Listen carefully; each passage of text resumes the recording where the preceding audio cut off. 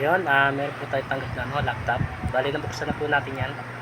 Tatanggalan natin yung mga dapat tanggalin. Fan, memory, batteries, tapos battery, tsaka yung wifi at tsaka yung pinaka mainboard o yung motherboard nya, tsaka yung board ng sa USB.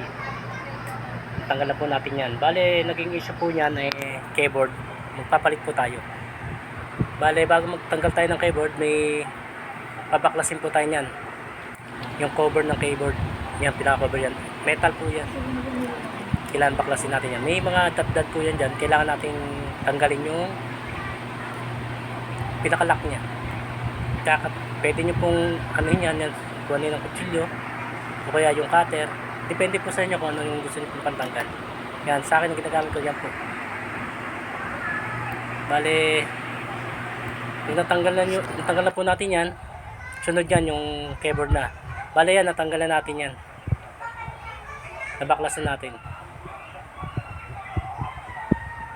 Bale, sunod yan yung keyboard na. Yan. Yan, bale na ibalik na natin.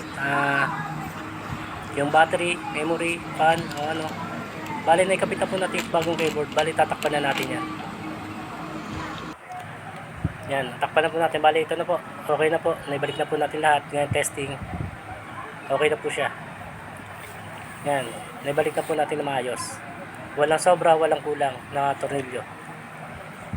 Bali, hanggang dito na lang po, mga sir, ma'am. Please subscribe and pakiclick po ng notification bell. Pa-like and share. At saka pa-comment po kung saan po nakarating itong video na to.